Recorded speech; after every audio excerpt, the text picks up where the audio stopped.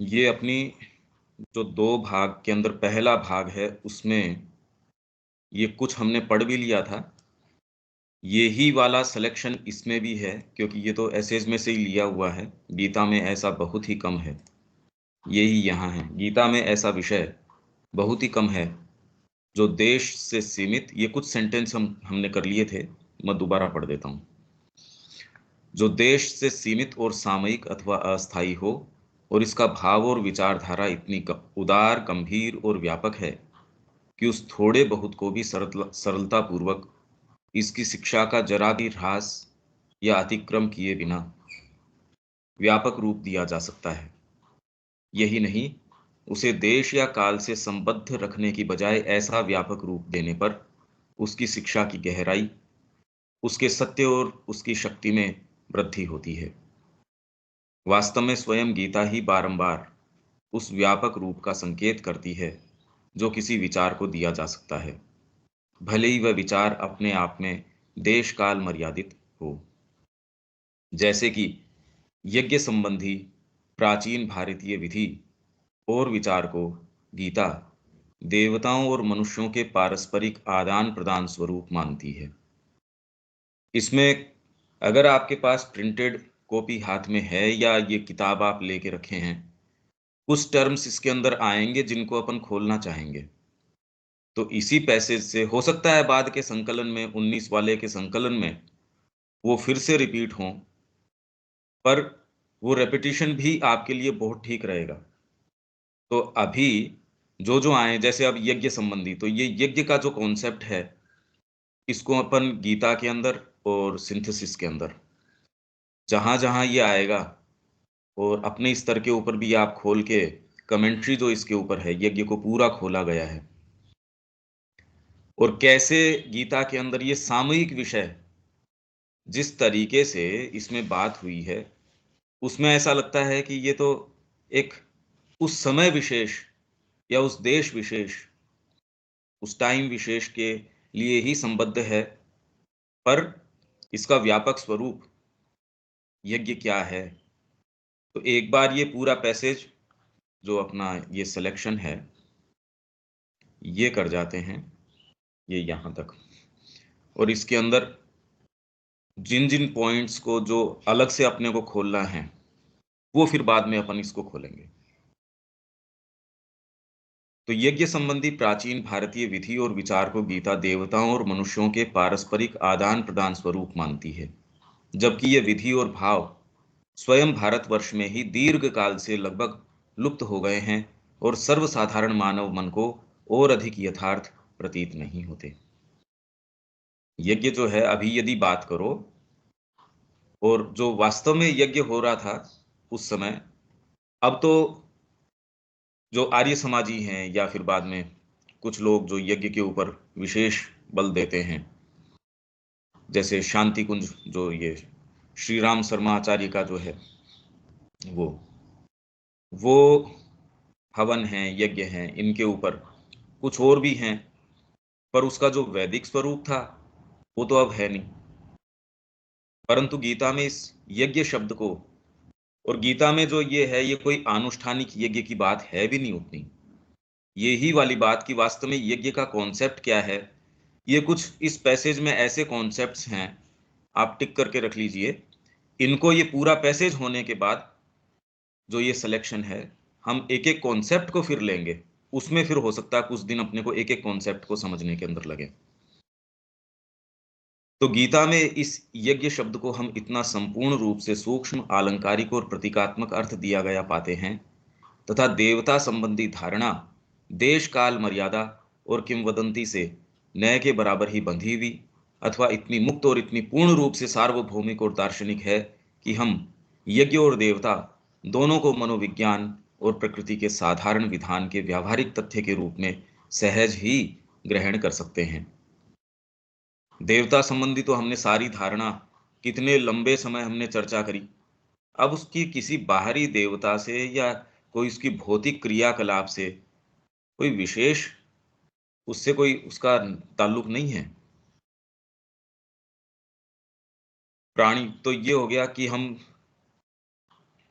सहज ग्रहण कर सकते हैं और इन्हें प्राणियों में परस्पर होने वाले सहजी रूप में सहज और होने वाले आदान प्रदान, एक दूसरे के हितार्थ होने वाले बलिदान और आत्मदान के विषय में जो आधुनिक विचार हैं, सेक्रीफाइस और आत्मदान, त्याग, इवन आध्यात्मिक जीवन के लिए लोगों का ये कहना कि अरे बड़ा त्याग करना पड़ता है इस जीवन में, तो ये माँ ने बड़ा क्लियरली इसको समझाया है।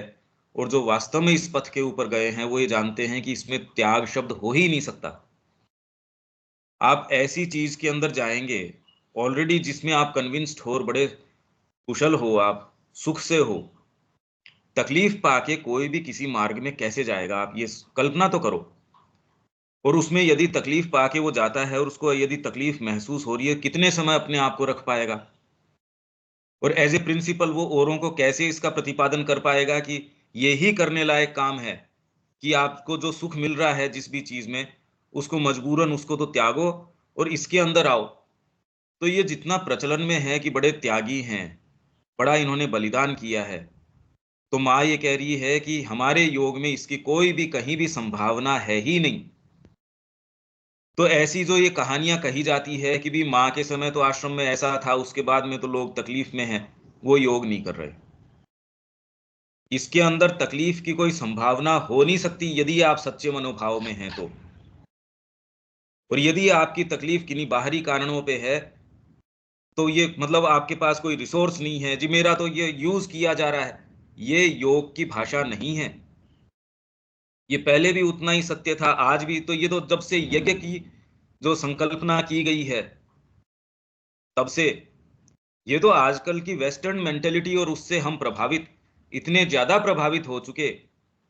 बाकी ये कभी भी हमारी संस्कृति के अंदर जो यज्ञ शब्द है, सेक्रीफाइस, भाई सेक्रीफाइस, क्योंकि जो यज्ञ शब्द है उसका इंग्लिश में कोई इक्विवेलेंट है नहीं। क्योंकि सेक्रीफाइस जैसे ही करते हो तो उसका भाव कुछ न कुछ आपकी चेरिश चीज है, उससे दूर होना है, आप सेक्रीफाइस कर रहे हो कोई चीज। जबकि यहां है पवित्र बनाना, आपका जितना फुलफिलमेंट अब नहीं हो रहा उसको जबरदस्त करना। जैसे सोमरस की बात करी जाती है, यज्ञ जब आप करते हैं उसमें देवता पुष्ट होते हैं और सोमरस सोमरस आपके सामने लेके आ जाते हैं। अब ये सोचिए उसके अंदर जिस बलिदान, आत्मदान, ये तो आधुनिक विचार हैं, उन पर इस तरह प्रयुक्त कर सकते हैं कि इनके अर्थ और भी अधिक उदार और गंभीर हो जाएं। ये अधिक आध्यात्मिक स्वरूप वाले और गंभीरतर तथा अधिक विस्तीर्ण सत्य के प्रकाश से प्रकाशित हो जाएं। और इसलिए आज की मेंटेलिटी से यदि आप गीता पढ़ते हो, वो उस समय लिखी ही नहीं गई उस तरीके से। वो तो जो फंडामेंटल ट्रूथ्स उस समय थे आज भी वैसे ही प्रासंगिक हैं। ये तो आप अपने मन की बात उसके ऊपर गीता के मुंह से कहलाना चाह रहे हो कि देखो गीता इस तरीके की बात कर रही है, वैसी बात कर नहीं रही। इसी प्रकार शास्त्र सम्मत कर्म करने का विचार, समाज की चातुर्वर्ण व्यवस्था, तो शास्त्र सम्मत कर्म करने का विचार, चातुर्वर्ण व्यवस्था, इसको अपन खोलेंगे। अब ये शास्त्र सम्मत विचार कहाँ बोलती है, ये मैं आपको रेफरेंस दिखाता रहता हूँ साथ साथ के अंदर। तो ये इसमें ये देखिए,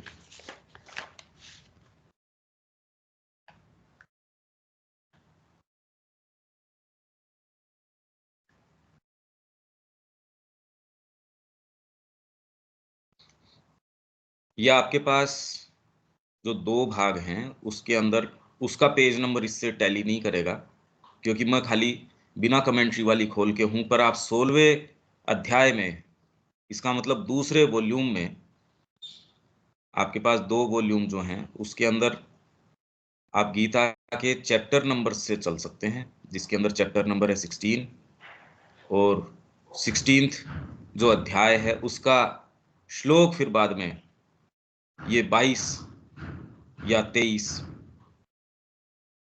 अब इसमें ये आ गया, देखिए 23 नंबर का श्लोक क्या कह रहा है। जो मनुष्य शास्त्र के नियम की अवहेलना करके अपनी कामनाओं के आवेगों के अनुसार आचरण करता है, वह मनुष्य न सिद्धि को प्राप्त होता है, न सुख को, और न परम गति या स्थिति को। इसलिए किस कर्म को करना चाहिए और किसे नहीं करना चाहिए, इसका निर्णय करने के लिए तेरे लिए शास्त्र ही प्रमाण होने चाहिए। अतः शास्त्र ने क्या विधान बतलाया है, उसे जानकर इस संसार में तुझे अपना कर्म करना चाहिए। फिर बाद में श्री अरविंद की इसके ऊपर कमेंट्री है। ये कमेंट्री अपन ले लेंगे, पर कहाँ कहाँ क्या क्या है ये मैं आपको दिखाते जा रहा हूँ। अब फिर से अपने मेन फ्रेम में आ जाते हैं। तो इसी प्रकार शास्त्र सम्मत कर्म करने का विचार। अब वर्तमान में आप ये सोचो, जो विवेक कह रहा था अभी, क्या उदाहरण है इसके, कि जो ऐसा बहुत ही कम है, पर वो कम वाला मटेरियल कौन सा है। तो आज आप शास्त्र सम्मत विचार तो यूं तो करते नहीं डायरेक्टली, पर अभी भी आप ये देखें कि यदि आप किसी चीज का मानक, आप कोई कानून बना रहे हैं, उसमें ये वाला क्यों करना चाहिए, उसमें किसी राष्ट्र के जो कोड्स ऑफ कंडक्ट हैं, आपके जो एथिक्स हैं, और उन एथिक्स का आधार क्या है, आप ट्रेस बैक करते हो, क्यों? इसलिए भैया आपको कहीं ना कहीं तो उसका आधार तो फाइंड करना ही पड़ेगा। मनमाने तरीके से तो आप नहीं कह सकते। किसी ऐसे व्यक्ति में जिसको आप अथॉरिटी मानते हो, कोई ऐसी उसकी पुस्तक में, कोई ग्रंथ में, कहीं आपको आधार खोजना पड़ेगा। पर डायरेक्टली अभी जीवन के अंदर आप कहते हो भाई हम तो शास्त्र के हिसाब से तो नहीं चलते। पर अभी भी यदि बारीकी से देखा जाए तो श्री अरविंद कह रहे हैं हम अभी भी पुराण और तंत्र के द्वारा गाइडेड हैं। अगर आप अपने पूरे जीवन को देखें तो शास्त्र सम्मत कर्म करने का विचार, समाज की चातुर्वर्ण व्यवस्था, ये भी पढ़ लेंगे हम, चातुर्वर्ण व्यवस्था कहाँ है, चारों वर्णों की परस्पर स्थिति का, या दूसरों की तुलना में शूद्रों और स्त्रियों के आध्यात्मिक अनधिकार का उल्लेख, ये वाली बात अब इसमें कहाँ आई है, शूद्र और इनकी। अब ये आपके पास जो भाग 2 है, उसके अंदर 121 का पेज है, कमेंट्री जो दूसरा भाग आपके पास है, नहीं तो खैर स्क्रीन आपके पास है ही सामने। हे पार्थ, जो मेरा आश्रय ग्रहण करते हैं वे अधम जाति के, पाप योनि से उत्पन्न, स्त्री, वैश्य और शूद्र होने पर भी परम गति को प्राप्त होते हैं। अब इसके अंदर आप ये देख रहे हो कि एक और तो गीता वर्ण व्यवस्था की बात कर रही है, 4 वर्णों की बात कर रही है गीता, ब्राह्मण, क्षत्रिय, वैश्य और शूद्र। अब यहां जिस तरीके की गीता का कनोटेशन है, उसके अंदर तो ये महसूस होता है कि वैश्य और शूद्र ये तो डूम्ड हैं, ये भी मेरा यदि आश्रय ग्रहण कर लेते हैं तो परम गति को प्राप्त होते हैं, अदरवाइज तो इस जन्म में पाप योनि में पैदा होना, वैश्य योनि में पैदा होना, शूद्र योनि में पैदा होना, स्त्री योनि में पैदा होना, अधम जाति में पैदा होना। अगर ये मेरा आश्रय ग्रहण कर लेते हैं तो इनको भी परम गति प्राप्त हो जाती है। अब इसके अंदर ये जो सेंटेंस, अब ये जो बात की स्त्री, अब ये तो आप अगर जेंडर इक्वेलिटी की आज की जो मानसिकता उस तरीके से देखो तो बहुत ऑफेंसिव बात है। इनफैक्ट ये मुद्दा इन्होंने किसी ने उठाया नहीं, पॉलिटिकल मुद्दा उठ सकता है, जैसे ढोर गवार, शूद्र, पशु, नारी, ये जिस तरीके की बातें करते हैं, और इससे पॉलिटिकल ये अपना इस तरीके का माहौल खराब करके बनाने की कोशिश करते हैं। पर इसको हम इसी स्तर के ऊपर अगर डील करें, ये प्रॉब्लम आज की मानसिकता की है, और वैश्य और शूद्र की बात करके वो कुछ कहना चाह रहे हैं। अगर वर्ण की बात होती तब तो पर धर्मो भयावह, अब आपको वैश्य वर्ण मिल गया या शूद्र वर्ण मिल गया, और फिर बाद में कह रहे हैं दूसरे जो धर्म है उसका पालन करना पर धर्मो भयावह, तो मेरे को तो परमात्मा मिल ही नहीं सकता फिर बाद में, क्योंकि मैं तो, भाई मेरे को शूद्र बनाने में या वैश्य वर्ण के अंदर पैदा करने के अंदर मेरी कोई, मैंने कोई सोच के हुआ हूं क्या? अगर ये कहा जाए तो मेरे को आपने इस वर्ण में या इस जेंडर के अंदर मेरे को स्त्री बना दिया, मेरी कोई गलती हो गई क्या इस बात के अंदर? पाप योनि किसी चांडाल के घर के अंदर, या पाप योनि का मतलब ये किसी की वैश्या के पैदा हो गया, किस किस के पैदा हुआ है, या कोई अधम जाति के अंदर। अब आप कहो भी ये तो डूम्ड हैं, ये भगवान के पास नहीं जा सकते, ये तो कोई बात ही नहीं हुई। तो यहां गीता जो कहना चाह रही है, अगर आप उसको बहुत ज्यादा स्ट्रिक्टली खाली इसी तरीके से लो तो ये नहीं। तो आपको ये उस देश से ऐसे लगता है अरे भाई ये उस समय की बात है, वैसे ही इसके सेंस को व्यापक करोगे, इसका अर्थ ही बदल जाएगा। वर्ण के अर्थ के अंदर लेने पे ही, नहीं तो ये प्रश्न तो उठना ही चाहिए कि वैश्य और शूद्र क्या भगवान के पास नहीं जा सकते? ब्राह्मण और क्षत्रिय ही जा सकते हैं। तो इसके अंदर कहीं भी ये वर्ण की नहीं, चेतना के स्तर की बात कर रहे हैं। तो यहां आ गया ये शूद्रों और स्त्रियों के, दूसरों की तुलना में शूद्रों और स्त्रियों के आध्यात्मिक अनधिकार का उल्लेख। ये सब प्रथम दृष्टया अप्रायोरी देश या काल विशेष से संबद्ध प्रतीत होते हैं कि भी अब तो कहो तो ये तो बात ही गलत है, अब तो इसके ऊपर लोग विरोध कर बैठेंगे। ये नहीं कह सकते हम तो बहुत डेवलप्ड हैं, और जबकि यदि देखा जाए तो पहले अत्याचार नहीं था, अब अत्याचार ज्यादा बढ़ गया। और जिसको आप विकसित देश कहते हो वहां क्राइम रेट ज्यादा है, स्त्रियों के ऊपर जो अत्याचार है वो बहुत ज्यादा है। भारत में जितना नहीं है उससे ज्यादा यदि आप एक्चुअल में आंकड़ा निकालो तो अमेरिका वगैरह में भयंकर रूप से है, पर अभी आंकड़े देते नहीं। तो इसलिए आप कहो उस युग के अंदर स्त्रियों के साथ ऐसा व्यवहार था, आज के युग के अंदर हम कह रहे हैं कंधे से कंधा मिला के चल रही हैं, तो एक्चुअल डेटा ये कहता नहीं, एक्चुअल बात ऐसी है नहीं। और जितना आप उसको मलिन करने का प्रयास कर रहे हो, वैसी वो मलिन कोई संस्कृति थी भी नहीं उस समय की। और आज की जिसकी आप महिमा मंडन करने का प्रयास कर रहे हो, उसके अंदर वैसी बात है नहीं। पर अब ये तो आप जब तक आंखें खोल के, इसमें कोई आध्यात्मिकता की बात नहीं है, तो फैक्चुअल यूं भी डेटा भी कलेक्ट करोगे तो भी आप देखोगे ये बातें बातें ही हैं। उत्पीड़न बहुत ज्यादा है, इसमें स्त्रियों की पुरुषों की बात नहीं। आपकी जिस तरीके की इंडस्ट्री या जो कॉरपोरेट इस टाइम कल्चर आ गया, खून चूस लेते हैं, एकदम चूस लेते हैं। शिक्षा पद्धति है वो तो ऑलरेडी चूस लेती है। मतलब मानसिक आपकी जो स्थिति हो जाती है, ये तो कॉमन हो गया कि जो ये कि भाई यहाँ तो इतने आत्महत्या तो स्टूडेंट्स कर ही रहे हैं, अगर उसमें गलती से कोई बच जाता है, वो इस लायक उसमें, अगर वो सीरियस है तो बहुत ज्यादा कोई विशेष बचता नहीं। तो उत्पीड़न आप कह रहे हो कम हो गया, हम काफी डेवलप्ड हो गए, नजर नहीं आता।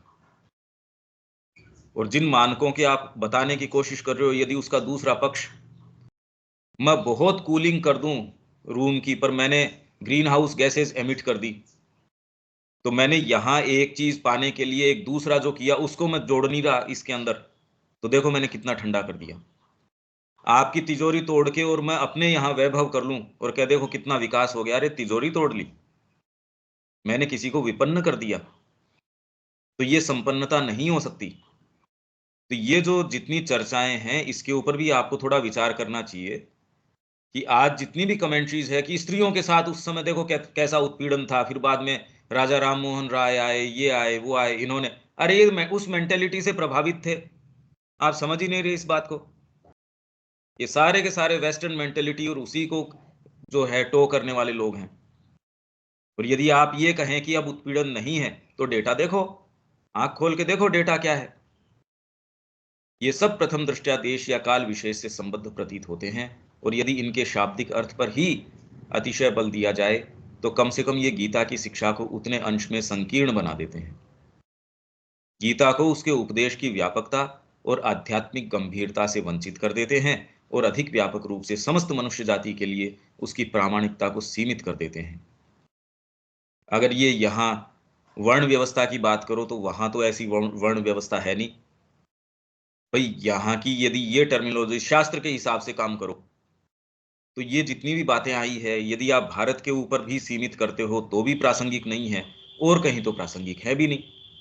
तो फिर तो गीता को आपने बहुत ही लिमिटेड कर दिया एक समय विशेष से, देश विशेष से, और देश भी मतलब एक राष्ट्र विशेष से।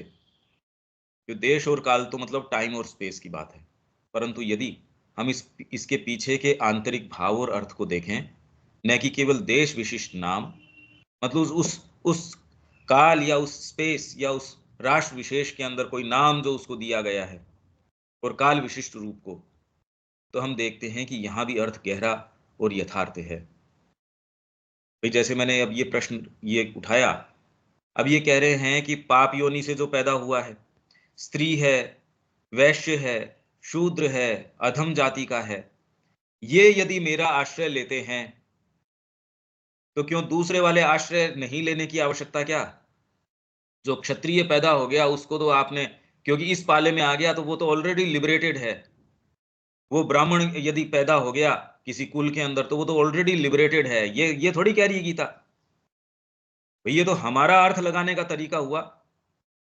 वो चेतना का एक स्तर बता रही है। यदि ब्राह्मण कुल में पैदा हो गए पर चेतना आपकी नीचे गिरी हुई है तो आप ब्राह्मण नहीं हो, आप म्लेच्छ हो। तो यहां जो वर्गीकरण हो रहा है ये टर्मिनोलॉजी की बात है, और ऋषियों ने इन टर्म्स को एक एक स्थान के ऊपर चेतना के लिए काम में ले लिया। जैसे शूद्र, शूद्र वर्ण भी है, शूद्र है, चेतना की स्थिति भी है। जैसे वेद के अंदर हमने कहां से शुरू किया कि सेंट्रल नोशन ऑफ वेद, कोई भी व्यक्ति जीवन जहां से आरंभ करता है अंधकार से, बहुत छोटी चेतना से शुरू करता है। बच्चा भी जब शुरू में पैदा होता है वो खाली अपने लिए, उसको किसी का सेंस ही नहीं है मेरे को ये मिल जाए, तो उसकी चेतना जो है बहुत क्षुद्र होती है। धीरे धीरे धीरे धीरे उससे फिर बाद में वो ग्रो करता है। तो यदि चेतना के स्तर के ऊपर लिया जाए तो ये हर जने के ऊपर लागू है।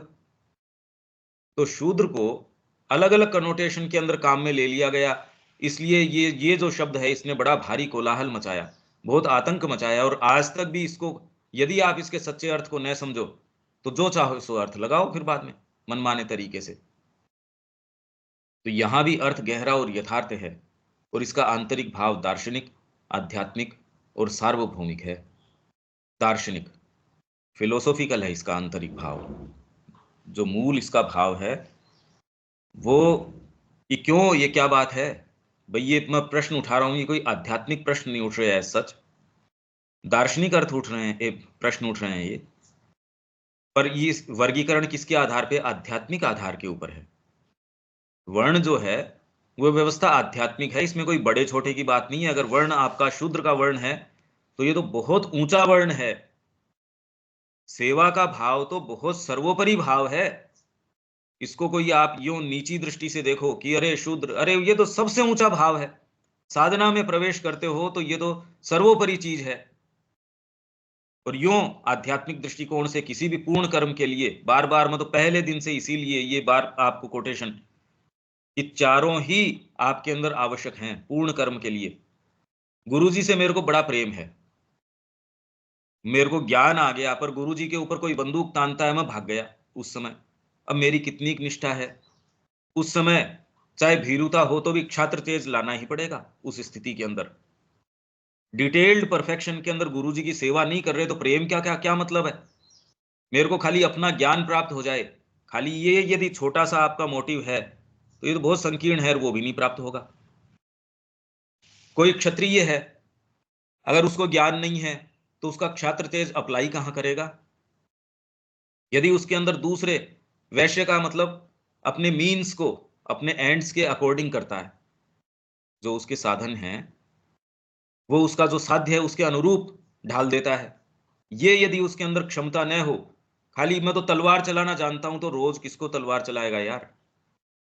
क्षात्र तेज का मतलब तलवार चलाना भी नहीं है। इसके अंदर तो आपके अंदर वो तेज है, अभी तो हमारे अंदर है ही नहीं भी। पौरुष हमारा तो अपनी निम्न प्रकृति के ऊपर यदि हम अंकुश लगा सके तो मनुष्य की जो मैनहुड है वो इसमें निहित है। दूसरे को मार काट की बात थोड़ी है। अगर आप में क्षात्र तेज है तो अंकुश लगाओ निम्न प्रकृति के ऊपर। वैश्य है, अगर उसके अंदर ये दूसरे वाले तीनों जो शक्तियां हैं यदि इनका इनपुट ना हो तो करेगा क्या? तो मतलब कोई भी पूर्ण कर्म के लिए, सेवा में कर रहा हूं तो ज्ञान मेरे को है नहीं कि इनको दवाई मैंने गलत खिला दी, अब वो सेवा क्या रही? आपका वहां होना तो खतरे से खाली हो गया, मतलब खतरनाक हो गया कि सेवा करता हूं जी पर मेरे को ये ज्ञान नहीं है दवाई कौन सी वाली देनी है, मैंने तो इस समय गलत दवाई दे दी। तो तू सेवा क्या, तू न रहता वहां तो ठीक रहता। तो पूर्ण कर्म के अंदर सेवा भी सच्ची तब कर सकते हो, और सच्ची सेवा करोगे ज्ञान अपने आप आ जाएगा। ज्ञान आएगा, क्षात्र तेज भी आएगा। वैश्य वृत्ति जो है, कैसे आपके जितने भी साधन हैं उनको, आपको जो आपका एंड्स है, आपका लक्ष्य है, उसके अनुरूप अच्छे से अच्छा नियोजन कैसे करना है उसका। भाई आपके बीइंग को कुल मिला के सारे को माँ के चरणों में कितना इफेक्टिवली और एफिशिएंटली आप दे सकते हो, ये तो समझदारी है, ये होना चाहिए। तो ये चारों ही होने की आवश्यकता है, सार्वभौमिक, दार्शनिक, आध्यात्मिक और सार्वभौमिक। ये कोई भी पैदा होगा उसमें प्रिडोमिनेंस तो कोई चीज की होगी, कोई भाव तो वो लेके आएगा, उसको सुविधा होगी। एक को ज्ञान के अंदर सुविधा होगी, धीरे धीरे उसका टेम्परामेंट, बाहरी टेम्परामेंट भी चयन कर लेता है। कोई कहता है भाई मैं तो डिफेंस में जाऊंगा, कोई कहता है यार मेरा इसमें नहीं, डिफेंस में भी जाऊंगा तो भी उसके अंदर जो एकेडमिक पक्ष है उसमें जाऊंगा। दूसरा कहता है मैं उसके अंदर फिर बाद के अंदर कोई दूसरा विंग है उसमें जाऊंगा। एक कहता है मैं तो मिलियनियल जॉब है उसकी वही कर लूंगा। डिफेंस में भी तो चारों ही हैं। तो सार्वभौमिक इसकी एप्लीकेबिलिटी है। पर हाँ, जहां तक वर्ण की आध्यात्मिक अर्थ की बात है, वो केवल आर्य जाति के ऊपर, और आर्य कोई भारत विशेष के ऊपर। यहां आर्य क्यों? क्योंकि इस देश ने हमेशा से इस आदर्श को थामे रखा, लॉयल रही ये जाति, इसलिए इस जाति की विशेषता है। और दूसरों के ये कंसेप्शन है संस्थानिक। पर इसकी एप्लीकेबिलिटी ये कोई भारत के ऊपर ही हो ये बात नहीं है, ये तो सबके ऊपर प्रयोज्य है। शास्त्र शब्द से प्रतीत होता है। अब शास्त्र का क्या मतलब हुआ कि शास्त्र के अनुसार ही कर्म करो, कि गीता का तात्पर्य उस विधान से है जिसे मनुष्य जाति ने स्वयं के ऊपर, उस प्राकृत असंस्कृत मनुष्य के निरे अहम भावापन्न कर्म के स्थान पर तथा अपनी वासनाओं की तृप्ति को ही अपने जीवन का मानक और उद्देश्य बना लेने की प्रवृत्ति पर अंकुश के रूप में आरोपित किया है। शास्त्र का मतलब एक ऐसा विधान, इसलिए धर्म का जुआ, योग ऑफ धर्मा, धर्म का आपके हमारे कितने भी आप ग्रंथ देखिए, जितने भी संवाद है उसमें कहीं ना कहीं धर्म का स्वर नहीं। आपको ये नहीं तेरा धर्म ये है, तो इसका अर्थ क्या हुआ? भी तेरा धर्म ये है, इसका मतलब चार्टेड है, यहां वेल चार्टेड है कि आप इस स्थिति के अंदर हो तो आपके लिए आगे का आइडियल स्थिर स्तर ये है। क्यों? शास्त्र ये कहता है। भाई उसका प्रमाण कहां ढूंढोगे? तो शास्त्र का मतलब एक ऐसी सत्ता, एक ऐसी अथॉरिटी जो आपकी निरंकुश जो प्रकृति है उसके ऊपर एक विधान, एक कोई मानक उसको देती है। भैया तेरे लिए ये, जंप करके नहीं कि मैं एक बड़ी नीचे शूद्र की चेतना के अंदर हूं और एकाएक मेरे को जंप करके कह दिया जाए तू तो ब्राह्मणत्व के अंदर आ जाए, ये कैसे हो सकता है? तेरा वर्तमान में धर्म ये है, इतना कर ले।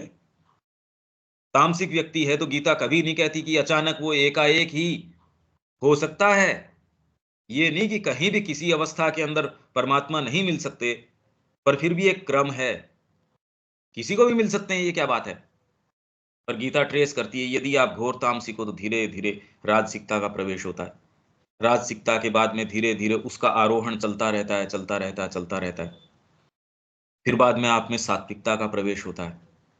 फिर सात्विकता में भी और गहरे भाव, उसमें आप आनंद लेना शुरू करते हो। पहले बहुत छोटी चेतना के अंदर व्यक्ति को अगर उसके विचार देखो तो अपने अलावा विचार आते ही नहीं। मैं और मेरा परिवार तो इतना अच्छा है, ऐसा तो कभी बना ही नहीं। हम जो सोचते हैं वो तो बिल्कुल अलग ही चीज है। मतलब वो इतने, आप लोग भी संपर्क में आए ही होंगे, आप कहते हैं यार इतना एरोगेंट आदमी तो नहीं देखा, देखे हैं तो ऐसे उदाहरण आपके पास होंगे, पता नहीं। पर ऐसे लोग डेफिनेटली जो अपने केंद्र, छोटे से केंद्र के अलावा बिल्कुल उनके आगे है ही नहीं, और कुछ तो खाली अपना ही, तो कहते हैं यार इसकी शादी करो तो कम से कम इसका मैं का जो दायरा थोड़ा टूटे, मेरे लिए ही सारी चीजों को अप्रोप्रिएट कर लूं। तो उसको कहेंगे नहीं यार ये कोई ठीक बात थोड़ी है। तो शास्त्रों में ये कहेंगे, गीता ये कहती है जो अपने लिए ही अन्न पकाता है वो चोर है। तो मतलब मैं कहीं अकेला रह रहा हूं, अब मैं किसके लिए पकाऊं जब कोई है ही नहीं, अब जबरदस्ती में खाना, तो वो ये नहीं कह रहे। आप खाली अपने ऊपर ही केंद्रित हैं और तालमेल को स्वीकार नहीं कर रहे, यज्ञ के विधान को स्वीकार नहीं कर रहे, तो आप चोर हो। क्योंकि एनर्जीज तो आप ले रहे हो, सांस भी ले रहे हो, प्राणवायु ले रहे हो, दे रहे हो, तो ग्रहण ही ग्रहण कर रहे हो, प्रतिदान के अंदर कुछ देना नहीं चाहते हो, तो आप चोर तो हो ही गए। चोर का तो यही मतलब है, मैं लेना चाहता हूं, देना नहीं चाहता। नहीं मैं किसी के घर गया, चोरी कर ली, वापस कुछ छोड़ के भी आता हूं, तो चोर क्या हुआ फिर? तो ये कुछ ऐसी चीजें हैं। ऐसे ही हम देखते हैं, अच्छा यहां तक सेंटेंस ठीक चल रहा है क्या? क्योंकि इसके कुछ कॉन्सेप्ट्स फिर अपने को लंबे खोलने पड़ेंगे। यहाँ कोई सेंटेंस यहाँ तक जो ऐसा हो है जी, ठीक चल रहा है, बढ़िया चल रहा है। हाँ विवेक, कोई सेंटेंस है क्या? नहीं भैया, बस पॉइंट वो नोट कर लिए जो हम लोग शायद आगे पढ़ेंगे। हाँ, ये आप सारे नोट कर लीजिए, जो जो मैं कहता जा रहा हूँ उसके आप अंडरलाइन कर लीजिए, और उसके साइड में जो जो पेज नंबर्स मैं आपको मार्क करते आ रहा हूँ वो भी आप अपने तरीके से, हाँ ये दोनों वॉल्यूम आपके पास हैं। ठीक है देविका जी, कोई यहाँ कोई लाइन या कोई चीज जो आपके क्लियर ना हो? नहीं, पंकज क्लियर है। दीपक? वो शास्त्र सम्मत में तो जो शुरू में फर्स्ट जो चैप्टर में आता है, जो वो भी शास्त्र सम्मत बात ही है ना। कौन सी? आत्मा वाली अजरमर है, ये है वो है, वो तो creed of the Aryan fighter, उनका मतलब आर्य क्षत्रिय का धर्म मत, वो उसकी क्रीड क्या है, ये शास्त्र के अनुसार ये तेरे को, हाँ शास्त्र के अंदर तेरी जाति ये है, तेरे को इस हिसाब से कर्म करना चाहिए, तो ये सारा का सारा तो शास्त्र का जो विधान है। हम ये सोचते हैं कि अर्जुन के समय तो ये बहुत ज्यादा बाइंडिंग था, आज के समय बाइंडिंग नहीं है। अरे बाइंडिंग कैसे नहीं है?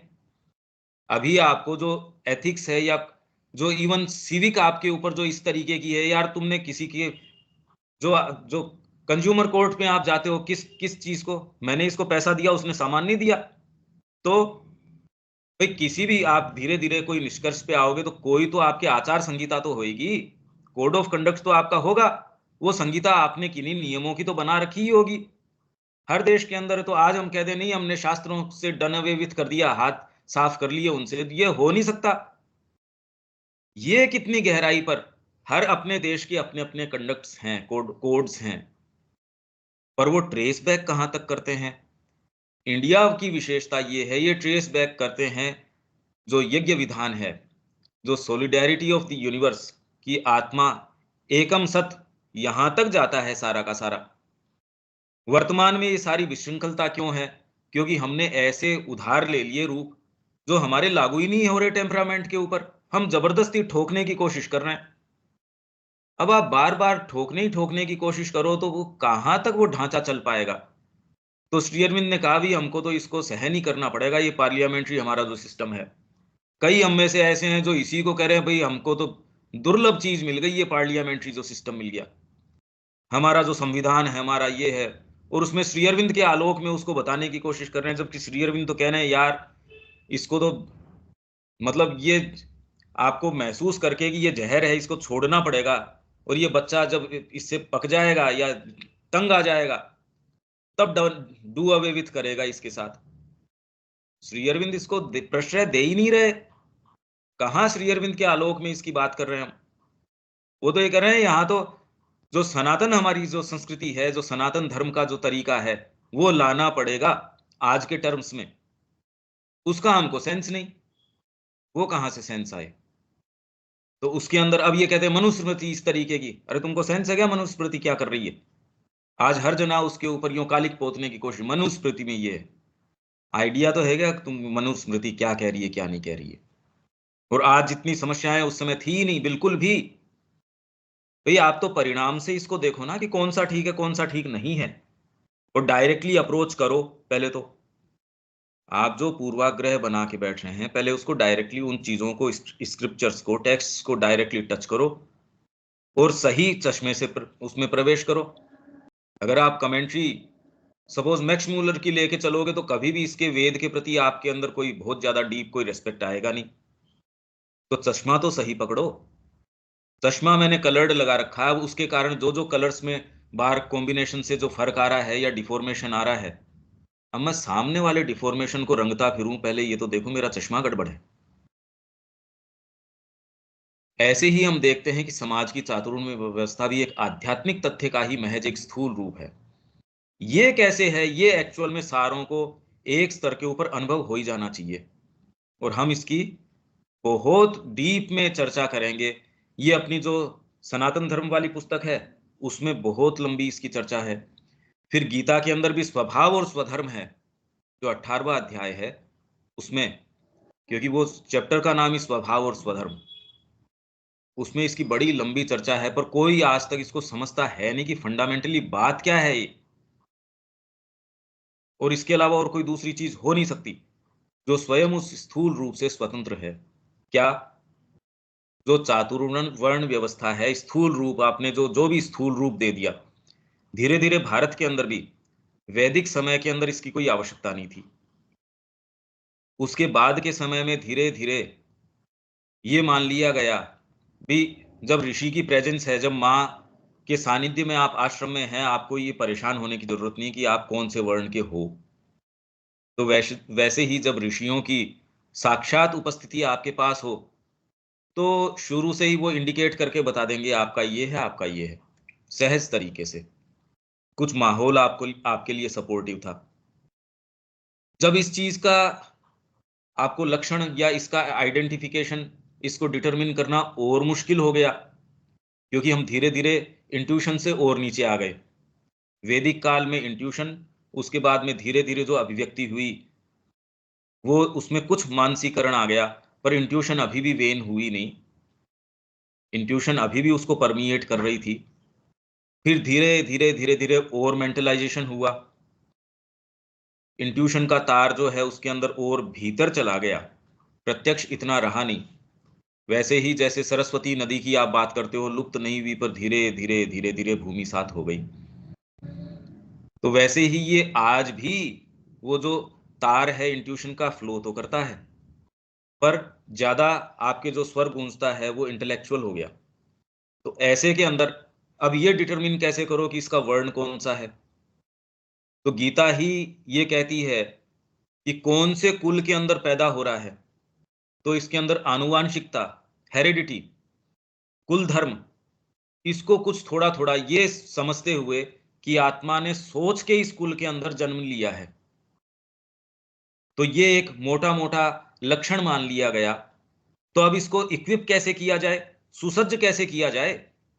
तो ब्राह्मण कुल के अंदर हो गया, तो पहले वो कुल धर्म उसको बहुत डीप, उसको रोज उसके कान के अंदर जो दादी है, नानी है, माँ है, पिता है, पहले तो वो उसको कहानियां, आदर्श कहानियां सुनाएंगे। फिर बाद में इस तरीके के विद्यालय में इस तरीके के तेरे धर्म है, इस तरीके का ये है। ये तो सारा का सारा कल तक चले आ रहा था, और अभी भी पुराना कोई वैद्य है नहीं भैया मेरा धर्म ये, मैं नहीं करूंगा ये काम, ये गलत बात है। तो ये चीज आज तक भी यदि गुंजित हो रही है, तो कितने हजारों हजार वर्ष से ये अगर चली आ रही है, तो इसमें जब थोड़ा अपभ्रंश आना शुरू हुआ, तो धीरे धीरे फिर बाद में कि इससे मान लिया गया कि भाई इस कुल के अंदर पैदा हुआ है, तो फिर बाद में इसको पूरे तरीके से शिक्षा दो। भाई अगर क्षत्रिय कुल के अंदर पैदा हो गया, तो इसको शौर्य की पीठ नहीं दिखाएगा ये, और उसके अंदर कोई स्त्री है तो उसको कि तेरे को ये सारे काम करने हैं, कोई स्त्रियां कम नहीं थी। ये तो हम इतिहास को पढ़ते नहीं, उसके अंदर प्रवेश करने की कोशिश नहीं करते, इसलिए हम मलिन कर रहे हैं कि इसके अंदर जेंडर इनइक्वेलिटी थी। कुछ नहीं थी ऐसी, बिल्कुल भी नहीं थी। ये तो इवन विदेशी यात्री जो यहाँ आए हैं, उन्होंने जो सारा वृत्तांत लिखा, जो इसने संध्या जैन ने इकट्ठा किया है, India as they saw 4 volume में, उसको देखो। जब वो लोग ही ऐसा नहीं कह रहे, तो भारतीय व्यवस्था तो थी नहीं ऐसी। विदेशी यात्री आके आपके जो यहाँ का बता रहे हैं वृत्तांत, वो ही इसके बारे में ये कह रहे हैं ऐसी कोई बात ही नहीं थी। ये तो बाहर पश्चिम की बात है, जिनकी कामनाएं ऐसी भड़की हुई थी, वो अभी भी इक्वेलिटी की बात करते हैं, जबकि है नहीं। तो ये इस तरीके का कहीं कोई माहौल नहीं। तो चातुर्वर्ण व्यवस्था के अंदर जिस वर्ण के अंदर आपको ये मान लिया गया, ट्रेड गिल्ड से उसका कोई मतलब नहीं है।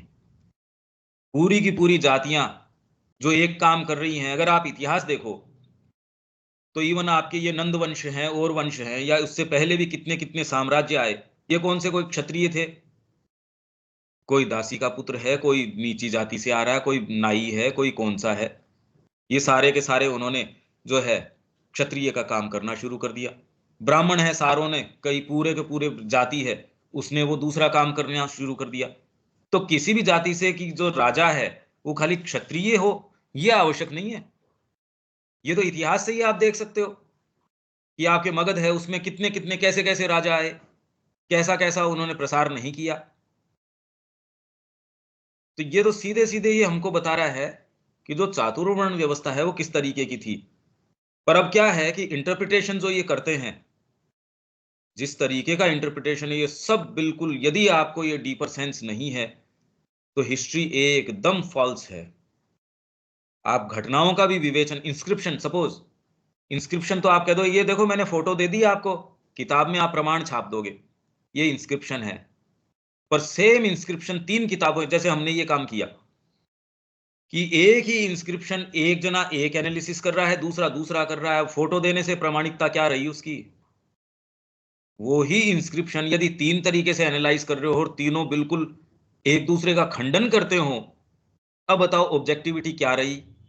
तो आप जो हिस्ट्री लिख रहे हो, व्यक्ति ये देखता है कि आपके जो डिस्कशन है उसका अंत हो गया, क्योंकि इसने तो देखो इंस्क्रिप्शन की फोटो दे दी, ऑथेंटिक आदमी है। आप उससे आगे क्वेश्चन करते नहीं कि ये इसका एनालिसिस भी ठीक कर रहा है या नहीं कर रहा है।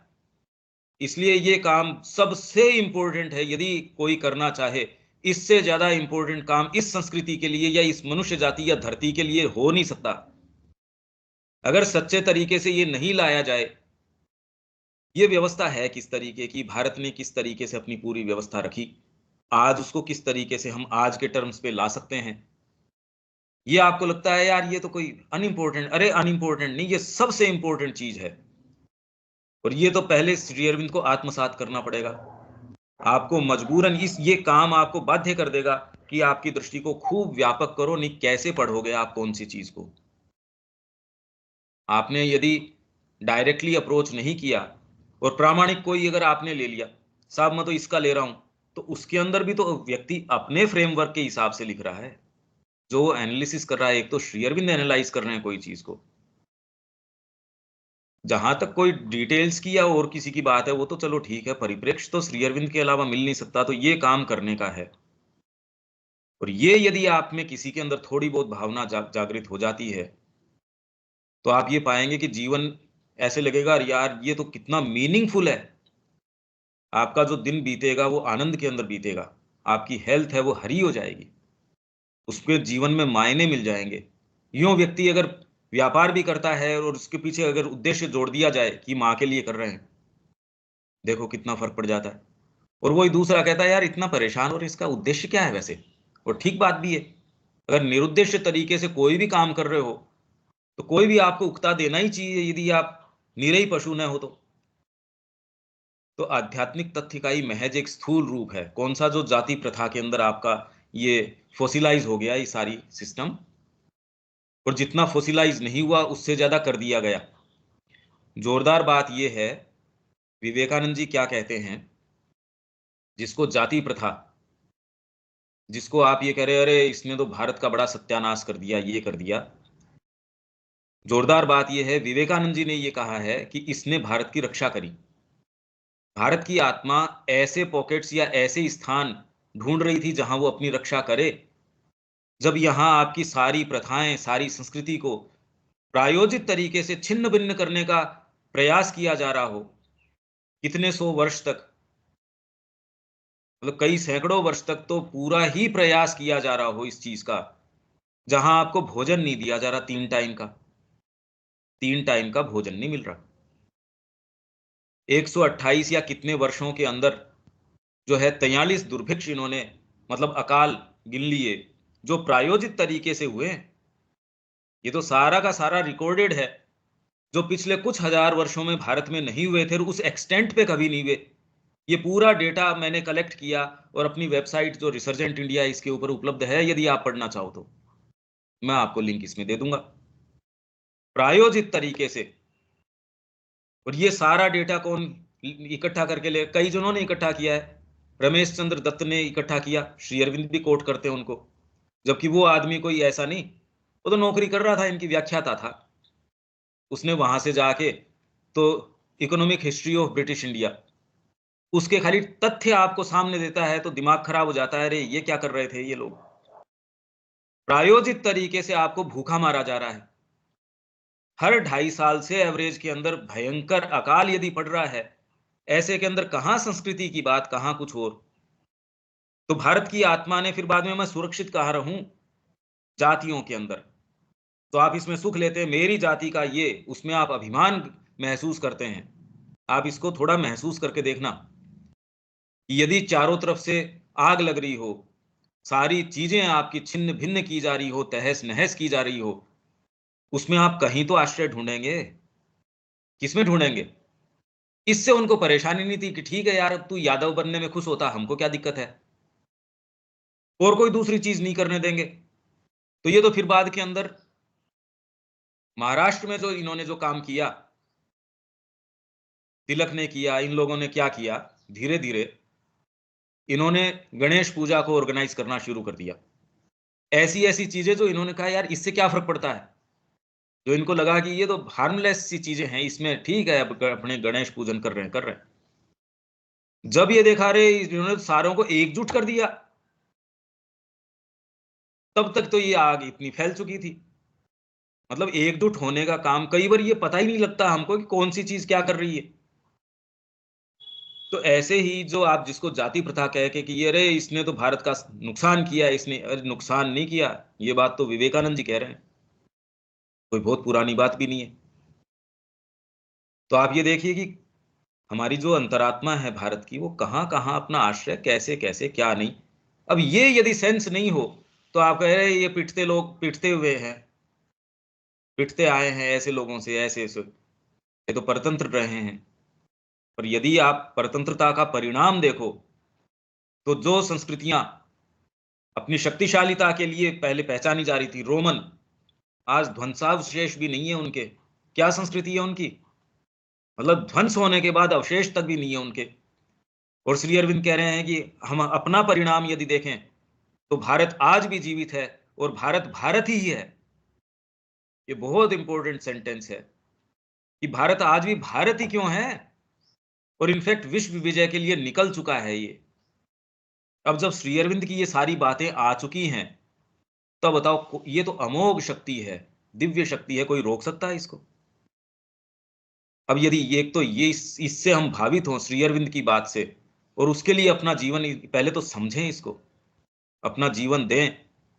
अब ये कहीं कल्पना के अंदर ये बातें नहीं है, चाहे कितनी ये बातें कर लो, आप हिस्ट्री का कितना भी अध्ययन कर लो, यदि ये परिप्रेक्ष्य न हो, कभी नहीं समझ सकते। आप तो ये देखेंगे रे भारत का नुकसान ये जाति प्रथा ने, इस प्रथा ने, ये प्रथा ने। आपको सेंस ही नहीं है कि आत्मा निवास कहां करती है। हमको अपना ही नहीं है, तो खैर जाति का तो क्या। यह स्वभाव नियत कर्म की उस अवधारणा पर आश्रित है, जिसमें कि कर्म उस कर्ता के स्वभाव की सम्यक क्रमानुगत अभिव्यक्ति के अनुसार निष्पादित होते हैं।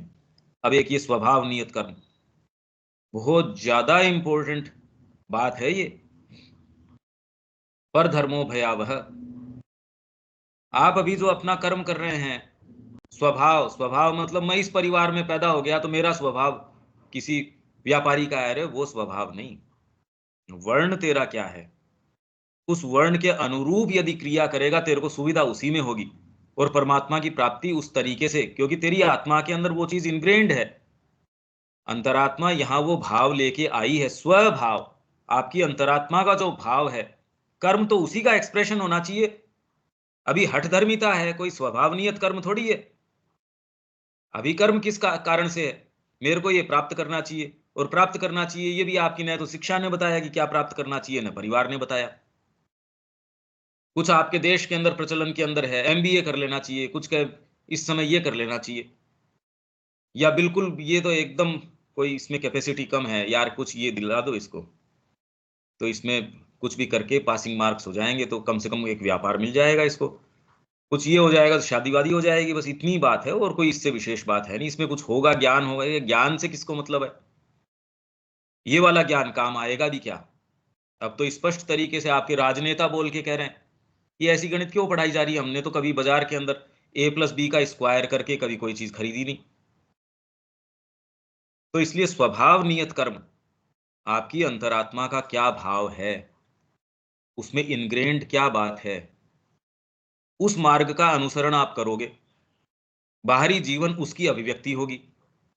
अब यदि आपकी आत्मा के अनुरूप कर्म करोगे कितना आनंद आएगा, और यदि आनंद आता है तो वर्क की डिसयूटिलिटी कहाँ रही है आपके काम में कोई डिसयूटिलिटी नहीं है। अब आपको कोई रोक नहीं सकता निर्माण करने से, कर्म करने से। स्वभाव का मतलब आपका जो सच्चा जो आंतरिक भाव है, जो इनग्रेन्ड है। अब इसमें प्रश्न आएगा ये पता कैसे चले? व्यवस्था थी पहले तो, धीरे धीरे, और छंटनी यहां भी तो होती है भाई। आप इस ग्रुप से मान लीजिए जुड़े, अब धीरे धीरे कौन सी चीज आपको, हाँ इसमें तो कोई चीज है जो रिजोनेट करती है। अगर आप में प्यास है तो कहीं ना कहीं से व्यवस्था इस तरीके की है, आप चाहे 7 लेयर नीचे तक चले जाइए धरती को खोद के, तो भी आपकी व्यवस्था वहां भी होगी। कहीं भी चले जाइए, आपके अंदर जो आवश्यकता है, जो आपको कोई चीज का प्यास है, वो कहीं भी जंगल में चले जाओ जहां कोई चीज की संभावना ही नहीं, कि निर्जन ऐसे गुफा के अंदर चले गए, ना कोई देख सकते हैं ना कुछ और, फिर भी पूर्ति आपकी जो आवश्यकता है, क्योंकि गीता प्रोमिस कर रही है इसको, योगक्षेमम वहाम में हम। योग का बाहरी कुशलता नहीं, मैंने भगवान के ऊपर छोड़ दिया तो वो मेरे खाने की भी व्यवस्था करेगा। कोई जरूरी है क्या भूख मार देगा वो तेरे को? योग के कुशलक्षेम की व्यवस्था करेगा, उसके लिए तेरे को पकवान की आवश्यकता, पकवान ला देगा। अब इसमें आप यदि चिंतातुर हो, देखो इसमें देखो माँ तो कर देगी, पर फिर भी देखो ये लकड़ियां तो बचा के रखनी जरूरी है। तो फिर जब आप खुद ही वहन कर रहे हो अपने योग का या अपने बाहरी जीवन का कुशल क्षेम, तो उसको आफत क्या आ रही है ऐसी? फिर उसको कोई आवश्यकता नहीं है। स्वभाव नियत कर्म की उस अवधारणा पर आश्रित है जिसमें कि कर्म उस कर्ता के स्वभाव की सम्यक क्रमानुगत अभिव्यक्ति के अनुसार निष्पादित हों। क्रमानुगत, धीरे धीरे ग्रो करते जाते हैं तो आपके स्वभाव के अनुसार। इसीलिए क्रमानुगत जो 4-4 की 3 व्यवस्थाएं बना दी गई हैं। इस स्वभाव तो आपको, स्वभाव के अंदर क्रम नहीं है, ये ध्यान दीजिए। ये मैंने पहले भी खोला था, शायद सैटरडे की क्लास में खोला था, कहाँ, ट्रिपल क्वार्टेट। इसके अंदर 4 वर्ण, 4 आश्रम, 4 पुरुषार्थ। इसमें 2 कड़ियां ऐसी है जो ग्रो करती है, तीसरी कड़ी ऐसी है जो ग्रो नहीं करती, जिसमें आश्रम, ब्रह्मचर्य, गृहस्थ, वानप्रस्थ, सन्यास। अब ये आपकी जो भौतिक अवस्था है उसकी ग्रोथ है भाई। आप चाहे नहीं चाहें, आप बचपन में होंगे, आप युवावस्था में आएंगे, प्रौढ़ावस्था में आएंगे, वृद्धावस्था में आएंगे, और इसके अनुरूप आप में सहज ही आपकी प्रकृति एक ब्रह्मचर्य के अंदर किस तरीके की, मतलब उस काल के अंदर, हालांकि उसका और साइकोलॉजिकल कॉनोटेशन है, इतना कोई बाहरी नहीं, पर ये जीवन के जो आश्रम, मतलब उसकी अवस्थाएं हैं। फिर पुरुषार्थ 4, काम, अर्थ, धर्म और मोक्ष, ये 4। पर ये जो वर्ण की जो कड़ी है, ब्राह्मण, क्षत्रिय, वैश्य और शूद्र, इसमें कोई ये नहीं कि शूद्र को ब्राह्मण बनने की आवश्यकता है। ये नहीं कि वो शूद्र है वो धीरे धीरे ब्राह्मणत्व प्राप्त कर लेगा, वो ऑलरेडी ब्राह्मण है। क्योंकि इसमें गीता के अंदर आप पढ़ेंगे, नहीं तो स्वभाव का मतलब ही क्या हुआ? स्वभाव नियत कर्म। यदि आप शूद्र के स्वभाव से पैदा हुए हो तो ब्राह्मण का कर्म क्यों करोगे भाई? आपको तो परमात्मा की प्राप्ति उसी कर्म के अंदर हो जाएगी। तो क्रमानुगत वर्ण आपको मिल गया क्षत्रिय क्या, तो अब क्रमानुगत आप ब्रह्मचर्य में हो, गृहस्थ में हो, वानप्रस्थ में हो, सन्यास के अंदर हो। और ऐसे के अंदर हमेशा ही एक गेट उसके लिए खुला रखा गया। आप किसी भी अवस्था में हो, कहीं भी हो, यदि पुकार प्राप्त हो गई, तुरंत पूरा जो सेटअप है आपको खुली छूट दे देगा, ना भैया अब इसके ऊपर लागू नहीं होगा। और उसका ध्वज क्या है? भगवा। आपने भगवा धारण किया, वो ध्वज है। आपको कोई दूसरी चीज ना, कोई आप पे कोई राजाज्ञा लागू होगी, राजदंड लागू नहीं होगा, न आप पे कोई विधान लागू होगा, न कोई शास्त्र लागू होगा। अब आपकी अंतरात्मा का जो नियम है उसका एक अपना तरीका है, और वो तो बहुत ज्यादा कठोर नियम है। वो तो 1 सेकंड भी नहीं छोड़ता। अगर आपने मां को समर्पण कर दिया और वो नियम जब आपके ऊपर लागू हो जाता है, अब आपकी निम्न प्रकृति के पास कोई चांस रह जाएगा क्या? आपकी अंतरात्मा ही कह देगी हट, वो उसको थोड़ी स्वीकार करेगी। अब बताइए, कोई भी बाहरी नियम आपके ऊपर कहां आवश्यक रहेगा जब आपकी अंतरात्मा ही 24 घंटे एक विचार गलत तक नहीं आने देगी। अगर ऐसी व्यवस्था हो, बताओ कहां चोरी होगी? कहाँ आपके वर्क के अंदर डिसयूटिलिटी होगी, कहाँ कोई इम्परफेक्टली कार्य होगा, अकुशलता से कार्य कैसे हो सकता है। जब हम ये बातें करते हैं तो कोई भी व्यक्ति ये कह देगा यार आप आदर्शात्मक बात कर रहे हो, और आदर्श है इसलिए अनरियल है, मतलब ऐसा नहीं हो सकता। वो ये कहना चाह रहे हैं कि मनुष्य जिस तरीके का निकम्मा है वैसा ही रह सकता है, आदर्श समाज यहां आ नहीं सकता। अब उनकी बात में कितना सत्य है या नहीं सत्य है, यदि हम इस चीज से भावित हैं, मूव्ड हैं कि श्री अरविंद की चीज तो आ सकती ही है, और प्रमाण श्री अरविंद आश्रम है, मां श्री अरविंद ने वहां वो चीज करके दिखा दी हमको, और कहीं चले नहीं गए, तो ये किया जा सकता है। और अगर आज से पहले नहीं किया गया है तो क्यों ना हम एकजुट हों। तो पहली बात तो ये कोई कारण नहीं है, आज से पहले नहीं किया गया तो नहीं किया जाना चाहिए, ये कोई बात हुई क्या? अगर आप मूव्ड हो इस चीज से तो हम एकजुट हों और किसी एक्चुअल में किसी उद्देश्य के प्रति मतलब अपने आप को जोड़ें उसमें। इसलिए it is better to be great and perish than to be small and live longer. आप छोटे टुच्चे हो और उसमें लंबा जी रहे हो, रे क्या फायदा यार ऐसे में, इससे तो महान हो और पेरिश कर जाओ, वो ज्यादा बढ़िया है। अब चयन आपके ऊपर है। श्री अरविंद की लाइन है, जबरदस्त लाइन है, और वह स्वभाव नैसर्गिक गुण और आत्म अभिव्यक्तिकारी वृत्ति के अनुसार उसके जीवन की धारा और क्षेत्र को निर्धारित करे। इसलिए आप व्यापार करोगे, आश्रम में जाओगे, कहां जाओगे, मैं बार बार ये करूं, मां से पूछ लो ये आग्रह किस लिए कि मेरे को ये वाला काम करना, इस जगह रहना, ये क्षेत्र का निर्धारण आपका स्वभाव करेगा, तब आप सुख पाओगे। जैसे ये कहा जाता है कि नहीं आप तो ये, तो आप हमेशा शंकित हो जाते हो कि माँ पता नहीं आपको क्या कह दे, तो आपको शंका करने की जरूरत नहीं है। अगर आपको ये शंका है तो माँ क्यों कहेगी, आप अपने ढोते रहो जिसको ढोना है उसको। पर फिर ये क्यों चाहते हो कि उसकी शक्ति भी आ जाए, उसकी कृपा भी आ जाए, मैं अपने जीवन में कुछ मीनिंगफुल करूं भी, तो उससे पूछो भाई। और ऐसा करके आप अपने ही आपको जो है असर्ट कर रहे हो, नहीं तो अपना खंडन कर रहे हो। यदि अपने स्वभाव के अनुसार कर्म नहीं कर रहे तो आप में संघर्ष आ जाएगा, आप खुश नहीं रहोगे, आप प्रसन्न नहीं रह सकते। तो इसलिए एक पशु जो है is satisfied by little modicum of his needs, उसकी छोटी छोटी जो मॉडिकम ऑफ नीड्स, उससे देवताओं को मतलब नहीं है। मनुष्य सबसे ज्यादा जो है असंतुष्ट है, इसलिए सबसे भारी नियति उसी के लिए परिरक्षित है। ये अपनी ट्रू एम ऑफ लाइफ में है ये कोटेशन।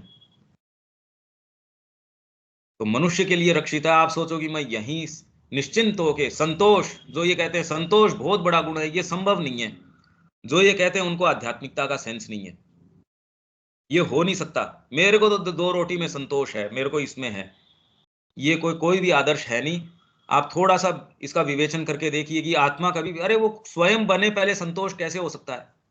क्योंकि गीता अपने अत्यंत स्थानिक और सामयिक दृष्टांतों को इसी गंभीर और व्यापक भाव से प्रस्तुत या विकसित करती है।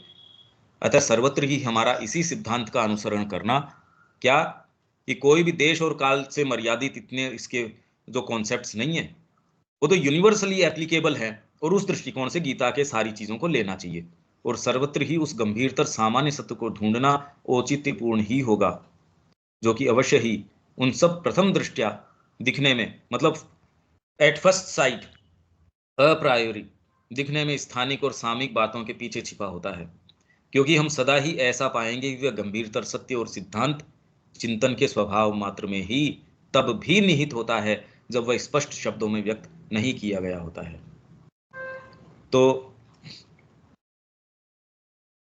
यहां जो अपना सिलेक्शन है उसमें तो ये हो गया, पर इसको जब पढ़ते रहेंगे तो अपना तीसरा टाइटल भी, ये तो अपना जो सिलेक्शन था उसका टाइटल है गीता का उदार, गंभीर और व्यापक भाव। तीसरा टाइटल जो 19वें चैप्टर का अपना यहां तक हो गया, व्यक्त नहीं किया। तीसरा अब कल आ जाएगा, गीता की भाषा। पर इससे पहले यहां तक अपने जो जो जो कई कॉन्सेप्ट्स आए हैं, पहले मैं उसमें जाना चाहूंगा। और उसके लिए आपने अंडरलाइन तो कर ही लिए, हम उसको खोलेंगे। आपके पास कमेंट्री है, आप पेजेस खोलेंगे तो आपको पहले ही कुछ तैयारी हो भी जाएगी। अच्छा, अब इसके अंदर क्योंकि ये पैक्ड है सारी की सारी चीज, अभी तो एज इफ बीज ही बीज थे इसके अंदर, सीड रूप में सारी बात है, बहुत ज्यादा पोटेंट तरीके से ये सारी बात है। जब इसको खोलेंगे अब इसका क्या क्या बनता है। पर यहाँ तक यदि आपके कोई चीज नहीं समझ में आई तो हम इसीलिए बहुत ज्यादा धीरे चलना चाह रहे हैं इसमें। देविका जी, कोई कॉन्सेप्ट जो नहीं समझ में आया हो, जो मैंने अंडरलाइन करवाई है, वो कॉन्सेप्ट तो अपन धीरे धीरे खोलेंगे। पर यहाँ कोई बात, कोई चीज, कोई और हो। नहीं पंकज भाई, पहले थोड़ा और जरा सेल्फ स्टडी करके फिर ही क्वेश्चन आएंगे। हाँ, वैसे दोबारा से सुनूंगी और दोबारा से पढ़ के तभी क्वेश्चन आएंगे। ठीक है विवेक। अभी तक तो समझ में आया है भैया। बहुत ज्यादा प्रोफाउंड बात है और इसके पीछे ये ही करने लायक काम है, और ये चर्चा कहीं हम सुनते नहीं। श्री अरविंद ने सारी चीज दी है, और श्री अरविंद की जो अनुयायी हैं वहां भी हमको ये कि फंडामेंटली ये करना ही पड़ेगा भाई। और इसमें कोई आध्यात्मिकता इसकी बात नहीं है, ये तो मनुष्य जाति के एग्जिस्टेंस मात्र के लिए जरूरी है। अगर आप ये नहीं करते तो मनुष्य जाति भी नहीं बचेगी। आप खाली ये छोटे मोटे काम करोगे तो उससे कोई मनुष्य जाति को कोई फर्क पड़ना नहीं है। फंडामेंटली ये काम करना पड़ेगा। हमारे सारी चीज को, इतिहास को नए तरीके से लाना पड़ेगा, और नया तरीका श्री अरविंद के ही दृष्टिकोण से हो सकता है। देखो, जीवन में करने का सीधा सीधा ये काम है, तो इसमें कैसे कर सकते हैं, थोड़ा सा इस पे विचार कीजिए। तो जीवन को एक बिल्कुल अलग मायना, अलग अर्थ, और हम खाली खाली एक छोटे से अपने खुद के ही कोई उद्देश्य के पीछे नहीं, मेरी साधना, अरे वो तो हो गई, टेकन केयर ऑफ हो ही जाएगी उसके अंदर। साधना तो आपका फिर बाद में आपकी कोई चिंता का विषय नहीं है। साधना तो इतनी आप कितनी भी इंटेंसली करोगे तो नहीं कर सकते, जो कि इसके माध्यम से हो ही जाएगी। और इसके अंदर आप जितनी कल्पना नहीं कर सकते वो सारे काम हो जाएंगे। और रोज ऐसे मुद्दे आपके सामने खुलेंगे जो सोच नहीं सकते थे। अभी कितनी बातें ऐसी हैं जो कहीं कोई न तो लेखों में आती, कितने लोग कमेंट्री करते हैं, न कहीं नहीं है। जो आध्यात्मिक, सो कॉल्ड आध्यात्मिक लोग हैं, वो भी ऐसी कहीं गीता के ऊपर ही बात नहीं समझ में आती कि ये ऐसा भी कह रहे हैं क्या। दीपक जी, कुछ कहना चाहेंगे आप? जी, गीता में प्रवेश की अच्छी भूमिका तैयार हो रही है, अच्छा विचारोत्पन्न हो रहा है। हाँ, मैं बहुत धीरे चलना चाहता हूँ। जो है ना, जो मैं धीरे चलना चाहता हूँ, और इसके अंदर पूरी तो खैर 2 वॉल्यूम कवर करना तो हमारा उद्देश्य है भी नहीं यहाँ। पर उसके जो मेन कॉन्सेप्ट्स हैं आपको इतना जरूर हैंडल आ जाए कि अपने स्तर के ऊपर फिर कुछ आपको टेस्ट मिला। जैसे वेद के ऊपर हमने 1 महीने एक्स्ट्रा मेहनत करी, पर इसके अंदर हो सकता है अपने को ज्यादा, क्योंकि ये तो इतनी फ्रूटफुल चीज, गीता का तो सबसे ज्यादा प्रभाव है। गीता है, रामायण है, ये तो आधार स्तंभ है हमारे। ठीक है रविकांत जी? जी ठीक है, कल मिलते हैं। जय श्री मां।